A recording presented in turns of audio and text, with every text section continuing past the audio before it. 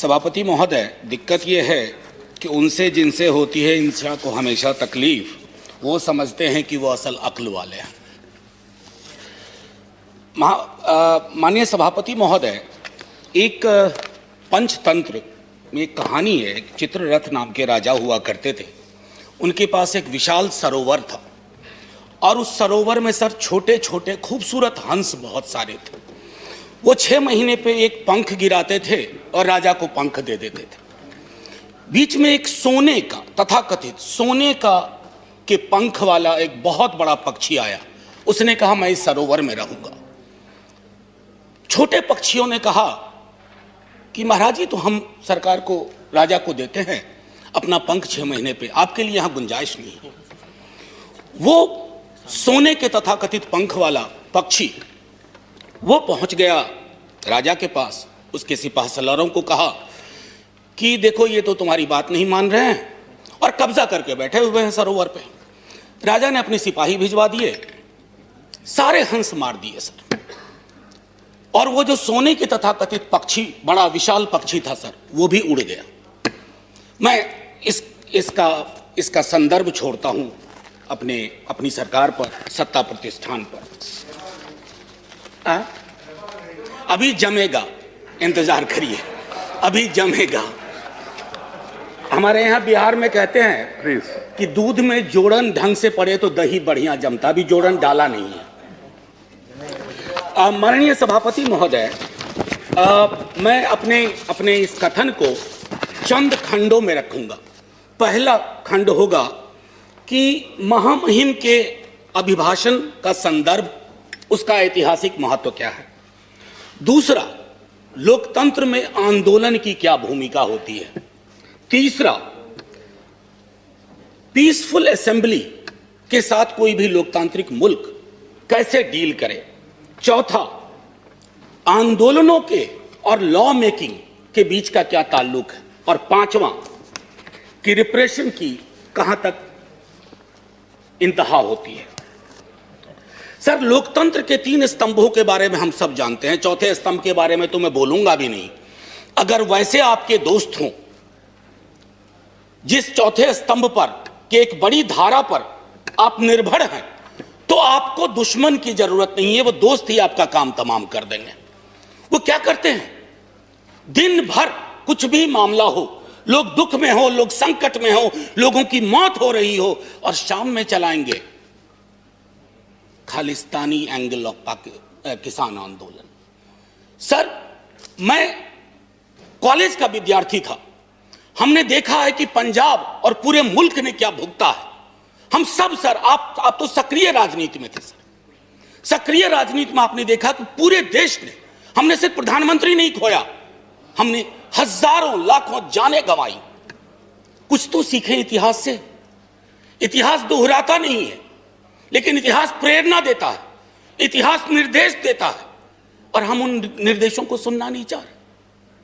शाम ढले, खालिस्तानी जमा हो गए, पाकिस्तानी जमा हो गए, टुकड़े टुकड़े गैंग जमा हो गए, नक्सली जमा हो गए, माओवादी जमा हो गए। सर, सबसे बड़ा टुकड़ा टुकड़ा गैंग वो है जो अपने भारत माता की संतान की पीड़ा को करुणा से ना समझे, दंभ से देखे, गुरूर से देखे। दंभ और गुरूर लोकतंत्र की जुबान नहीं है। सर, आप लोग कहते हो, आप बहुत लोग नहीं, कुछ आपके मंत्रीगण हैं, माननीय सभापति महोदय, वो 303 कहते हैं कि 303 का आंकड़ा है। सभापति महोदय, इस सदन ने, इतिहास ने इससे बड़े आंकड़े देखे हैं। कहां बिला गए, कहां गुम हो गए, किसी को पता नहीं। आंकड़े नहीं इतिहास तय करते हैं, आंकड़ों के पीछे की संजीदगी और संवेदना इतिहास तय करती है। आपका हाई पॉइंट क्या है, आपका लो पॉइंट क्या है, आप फेल हो रहे हैं उसमें। और लाइटर मैन में कहूं, 303 नाम का एक राइफल हुआ करता था सर, उसकी सर्विस समाप्त हो गई है। 303 उसकी सर्विस समाप्त हो गई है। सर, मैं एक चीज और कह करके फिर मूल बिंदु पे आऊंगा। मैकबेथ से बहुत चीज हम सीखते हैं। शेक्सपियर ने ना जाने अद्भुत चीज लिख दी है। टेम्परेंस बहुत जरूरी है सत्ता प्रतिष्ठान में। कद तब बढ़ता है जब पद की गरिमा को आप समझते हैं। Boundless intemperance in nature is tyranny.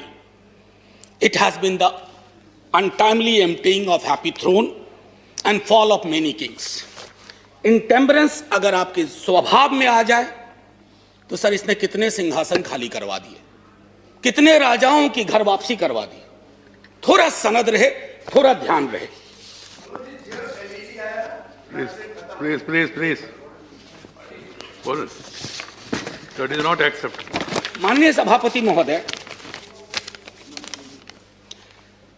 महोदय, एक हल्के स्वर में एक बात कहना चाहता हूं। सेंट्रल हॉल का जिक्र जयराम रमेश जी कर रहे थे। वहां जब बैठता हूं ना तो दल से ऊपर लोग सोचते हैं। कई हमारे भाजपा के मित्रों ने पूछा कि क्या इस आंदोलन का स्वरूप क्या है, कैसे खत्म होगा। दिक्कत है कि सेंट्रल हॉल में तो आप पूछ लेते हैं, सदन में आप जुबान नहीं खोलना चाहते। मैंने पिछली बार जब यह बिल आया था कहा था कि दलों के दायरे और उस विप से ऊपर निकल करके देखिए, किसान देख रहा क्योंकि उसने विप जारी कर दिया है, और उसके विप को अगर आप नहीं सुन रहे हैं तो पता नहीं। लोकतंत्र में तो हम सुनते थे कि सुनना और सुनाना दोनों लोकतंत्र की अद्भुत कला होनी चाहिए। आप सुनाने में यकीन करने लगे हैं, सुनना आप भूल गए हैं, खास करके इस टर्म में तो बिल्कुल ही भूल गए हैं। एनीवे सर, माननीय सभापति महोदय, राष्ट्रपति जी के अभिभाषण का एक ऐतिहासिक संदर्भ होता है। हम सब जानते हैं कि सरकार स्क्रिप्ट तैयार करती है। बीते 29 जनवरी को जब महामहिम का अभिभाषण हुआ था, हम में से 19 दलों ने उसमें शिरकत नहीं की थी। माफी के साथ कहता हूं, कष्ट भी हुआ था क्योंकि एक बहुत महत्वपूर्ण ओकेजन होता है। लेकिन माननीय सभापति महोदय, माननीय राष्ट्रपति जी का अभिभाषण जब समकालीन यथार्थ से, दुख और दर्द से, रंजो गम से मीलों दूर खड़ा हो तो कैसे शामिल हो जाए। माननीय सभापति महोदय, बड़ी मुश्किल होती है। सिंघू बॉर्डर, टिकरी बॉर्डर, गाजीपुर, और ये तो 3 महत्वपूर्ण केंद्र हैं छोटे छोटे हलकों में। अभी बिहार में नेता प्रतिपक्ष तेजस्वी जी और पूरे कम्युनिस्ट पार्टी और कांग्रेस पार्टी के साथियों ने मिलकर के मानव श्रृंखला बनाई, तो पूरे देश में कहीं ना कहीं चर्निंग हो रही है। और इस चर्निंग के पीछे का साक्ष्य क्या है? प्लीज, मैं एक आग्रह करूंगा सभापति महोदय, मैंने आज तक अपने सदन में कभी भी किसी पर टीका टिप्पणी नहीं की है, तो सदन की बहस में टीका टिप्पणी नहीं होनी चाहिए, बस इतना आग्रह है। सर, हमने तो वो इतिहास भी देखा है कि एक पार्टी जो 2 सीट पर सिमट गई थी वो कहां पहुंच गई आज। इसलिए ये इस चक्कर में ना पड़ा जाए। एनीवे सर, महामहिम के अभिभाषण को पढ़ने के बाद पहला ख्याल आया कि कहीं पर कहूं या अनकहीं पर बोलूं। जो कही गई बात, अब उसके बारे में मैं थोड़ा पहली चीजें कहता हूं। My government holds in high steam the values of democracy and sanctity of the constitution. संभवतः पेज 7 पैरा 25 होना चाहिए, मेरी मेमोरी अगर सर्व करती है सही। Yes, para 25। अब इसको सर व्यापक संदर्भ में देखना होगा कि my government values of democracy and sanctity of the constitution.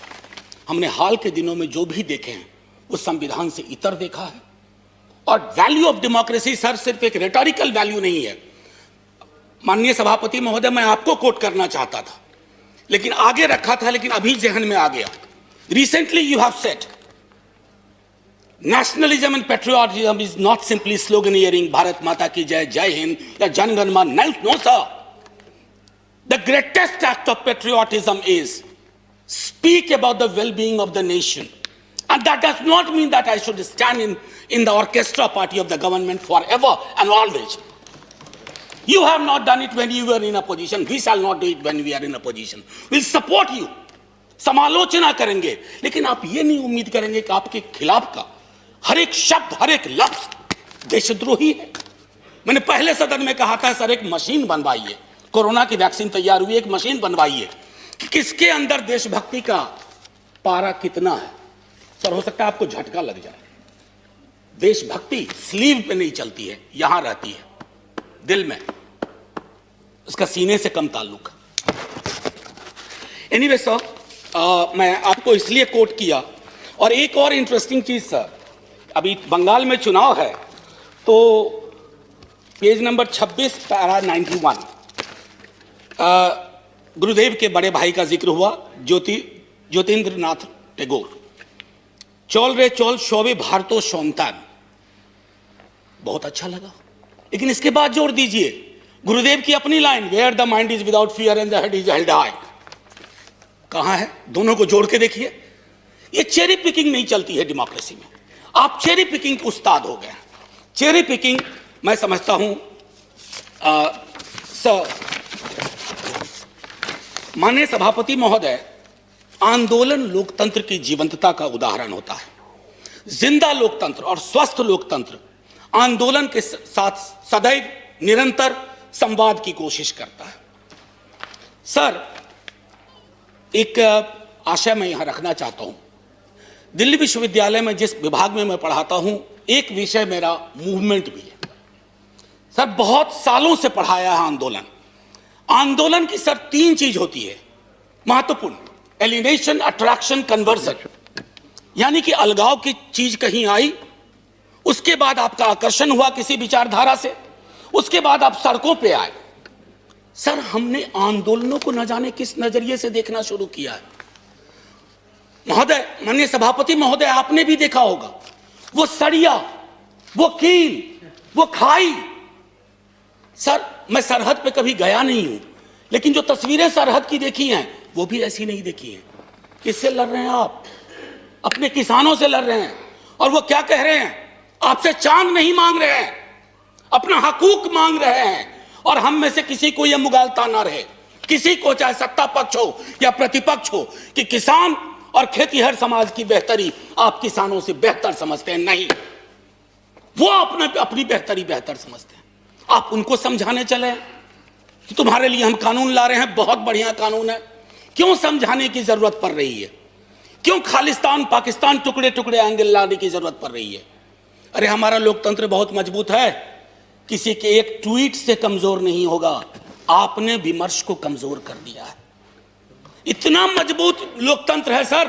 मैं तो कभी कभी सोचता हूं, अगर आपके दौर में जयप्रकाश जी का आंदोलन हुआ होता। इस सदन में अभी कई लोग हैं जो जयप्रकाश जी के आंदोलन से निकले हुए हैं, इंक्लूडिंग सभापति महोदय। जेपी की आंदोलन की कल्पना करिए, अगर जेपी को इन खाई, बाड़ों, कटीले तार देखना पड़ता तो क्या होता सर? कई मित्र हमारे बिहार से भी हैं जो जेपी आंदोलन से निकले हैं। एक बार सोचे दलीय दायरों को छोड़ करके कि आंदोलन को डील करने का क्या यह नजरिया उचित है? आप कहिएगा नहीं।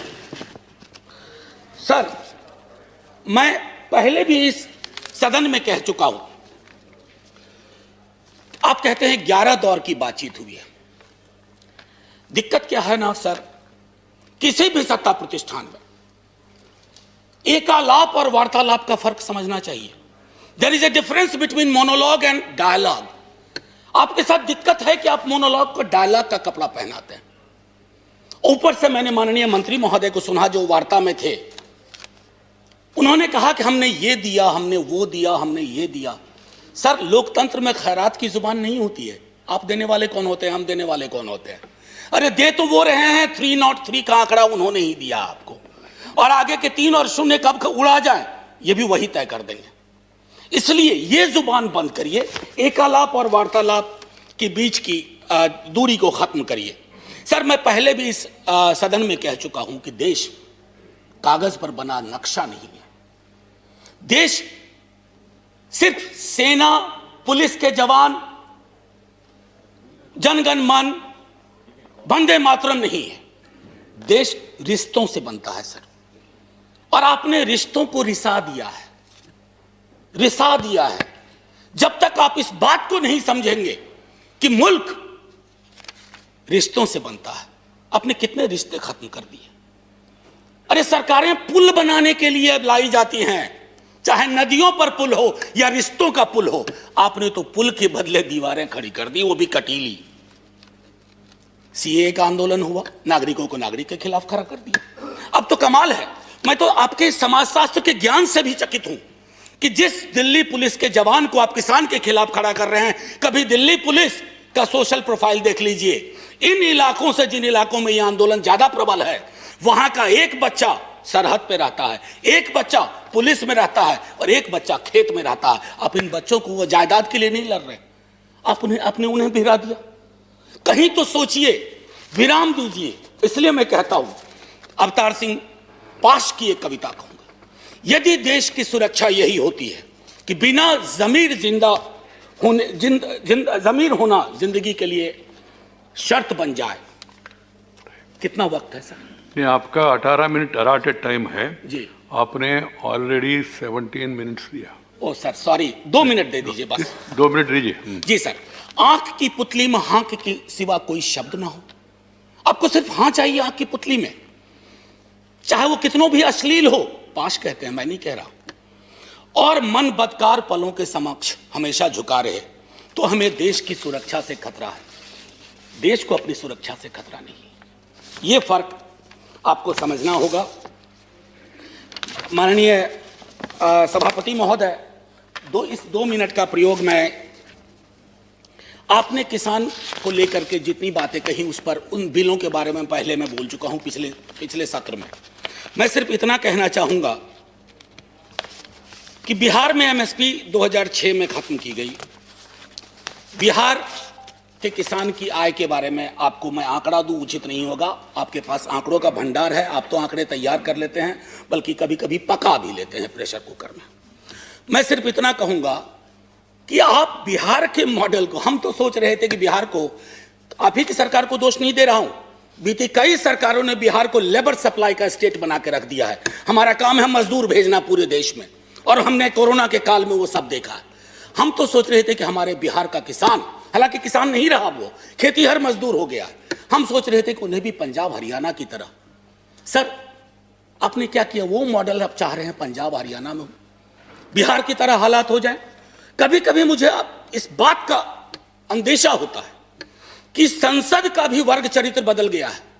अभी संसद में किसान और किसानी समाज से आने वाले लोग अगर होते, आप इतनी आसानी से बुलडोज नहीं कर पाते। मेरे स्वयं के नेता, कई मसले ऐसे आए, लालू प्रसाद जी, उन्होंने यह तय किया, और आपके भी लोग थे, आप उनको भूल चुके हैं, जिन लोगों ने खड़ा होकर के कहा कि यह हम नहीं होने देंगे। सर, अभी भी आपकी रीढ़ किसान और किसानी ही है। ये जो 303 का आंकड़ा आ रहा है ना सर, किसी के कोल्ड स्टोरेज से नहीं आ रहा है, किसी के गोडाउन से नहीं आ रहा है। 303 के आंकड़े को एक बार सर, और मैं इससे पहले कि जय हिंद कहूं, मैं माननीय सभापति महोदय अभी भी हाथ जोड़ के सरकार से आग्रह करूंगा। इतिहास में ऐसे क्षण आते हैं जब आप दुविधा में होते हैं। प्लीज, आपके माध्यम से रिक्वेस्ट कर रहा हूं, हाथ जोड़ करके आप दर्द समझिए किसानों का। सर, पूस की सर्द रातों में, माघ की सर्द रातों में सड़क पर रहना आसान नहीं होता। पानी बंद कर दिया गया, शौचालय बंद कर दिए गए। सर, इस तरह के पोजीशन, इस तरह का अग्रेसिव पोस्चर हमने तो अपने कुछ पड़ोसी मुल्कों के लिए भी नहीं सुना, जो अंदर तक आ गए। सर, लाल आंखें वहां होनी चाहिए, कहां हम आंखें लाल कर रहे हैं। ये किसान आपके हैं, ये किसान मेरे हैं। अगर एक दिन इन्होंने हड़ताल कर दी, एक दिन तय कर लिया कुछ नहीं, सर, संसद बंद हो जाएगी, सरकारें बंद हो जाएंगी, क्या होगा पता नहीं।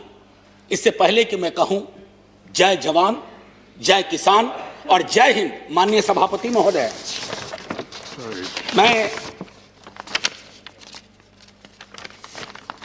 बस सर 1 मिनट का और वह दीजिए। 30-30 सेकंड, मैंने कभी ऐसा किया नहीं, लेकिन आज इतनी सारी चीजें थी। कई लोग इसमें हेरोल्ड लास्की को प्रयोग करते हैं, कहते हैं, कोट करते हैं। उन्होंने कहा था कि लिबर्टी के मसले पर you need to find the government accountable time and again, that's the test of the democracy, but we have failed. किसानों को ही हमने फेल नहीं किया है। और आखिरी सर, इजाजत हो तो तरन्नुम में, नहीं तो यूं ही, मैं भी खाइफ नहीं तख्ताएदार से, मैं भी मंसूर हूं कह दो अगियार से, क्यों डराते हो जिंदा की दीवार से। जेल, जिंदा जेल, जुल्म की बात को, जहल की रात को मैं नहीं मानता, मैं नहीं जानता। Thank you sir. जय जवान जय किसान। ਦੇਸ਼ ਦੁਨੀਆ ਦੀਆਂ ਤਾਜ਼ਾ ਖਬਰਾਂ ਦੇ ਲਈ ਹੁਣੇ ਪਲੇ ਸਟੋਰ ਤੋਂ ਡਾਊਨਲੋਡ ਕਰੋ ਪੰਜਾਬ ਦੀ ਆਵਾਜ਼ ਅਜੀਤ ਨਿਊਜ਼ ਐਪ। ਹੁਣ ਤੁਹਾਡਾ ਆਪਣਾ ਅਜੀਤ ਹਰ ਸੋਸ਼ਲ ਮੀਡੀਆ ਪਲੇਟਫਾਰਮ ਦੇ ਉੱਤੇ ਉਪਲਬਧ ਹੈ। ਫੇਸਬੁੱਕ ਦੇ ਉੱਤੇ ਹੁਣੇ ਲਾਈਕ ਤੇ ਫੋਲੋ ਕਰੋ ਅਜੀਤ ਦਾ ਅਫੀਸ਼ੀਅਲ ਪੇਜ ਡੇਲੀ ਅਜੀਤ ਤੇ ਹਾਂ ਨਾਲ ਹੀ ਦੋਸਤਾਂ ਨੂੰ ਪੇਜ ਲਾਈਕ ਕਰਨ ਦੇ ਲਈ ਇਨਵਾਈਟ ਕਰਨਾ ਨਾ ਭੁੱਲਣਾ। ਇੰਨਾ ਹੀ ਨਹੀਂ, ਹਿੰਦੀ ਦੇ ਵਿੱਚ ਖਬਰਾਂ ਵਾਸਤੇ ਲਾਈਕ ਤੇ ਫੋਲੋ ਕਰੋ ਸਾਡਾ ਫੇਸਬੁੱਕ ਪੇਜ ਅਜੀਤ ਸਮਾਚਾਰ ਹਿੰਦੀ। YouTube ਦੇ ਉੱਤੇ ਵੀਡੀਓ ਖਬਰਾਂ ਦੇਖਣ ਦੇ ਲਈ ਹੁਣੇ ਸਬਸਕ੍ਰਾਈਬ ਕਰੋ ਅਜੀਤ ਦਾ official YouTube channel Ajit web TV. ਤੁਹਾਡਾ ਆਪਣਾ ਅਜੀਤ ਹੁਣ ਟਵਿੱਟਰ ਤੇ ਇੰਸਟਾਗ੍ਰਾਮ ਦੇ ਉੱਤੇ ਵੀ ਉਪਲਬਧ ਹੈ। ਟਵਿੱਟਰ ਦੇ ਉੱਤੇ ਖਬਰਾਂ ਦੇ ਲਈ ਫੋਲੋ ਕਰੋ ਡੇਲੀ ਅਜੀਤ ਤੇ ਇੰਸਟਾਗ੍ਰਾਮ ਦੇ ਉੱਤੇ ਖਬਰਾਂ ਦੇ ਨਾਲ ਵੀਡੀਓ ਦੇਖਣ ਦੇ ਲਈ ਫੋਲੋ ਕਰੋ ਬਲੂ ਟਿਕ ਵਾਲਾ ਸਾਡਾ ਅਫੀਸ਼ੀਅਲ ਚੈਨਲ ਡੇਲੀ ਅਜੀਤ। ਇੰਨਾ ਹੀ ਨਹੀਂ, ਅਜੀਤ ਦੇ ਵੀਡੀਓ ਹੁਣ ਤੁਸੀਂ ਐਪਲ ਟੀਵੀ ਦੇ ਉੱਤੇ ਵੀ ਵੇਖ ਸਕਦੇ ਹੋ ਤੇ ਨਾਲ ਹੀ ਅਜੀਤ ਅਖਬਾਰ ਦਾ ਡਿਜੀਟਲ ਐਡੀਸ਼ਨ ਪੜ੍ਹਨ ਦੇ ਲਈ ਡਾਊਨਲੋਡ ਕਰੋ ਅਜੀਤ ਈ-ਪੇਪਰ ਐਪ। ਤੁਹਾਡਾ ਆਪਣਾ ਭਰੋਸੇਯੋਗ ਚੈਨਲ, ਤੁਹਾਡੀ ਆਪਣੀ ਆਵਾਜ਼, ਪੰਜਾਬ ਦੀ ਆਵਾਜ਼ ਅਜੀਤ।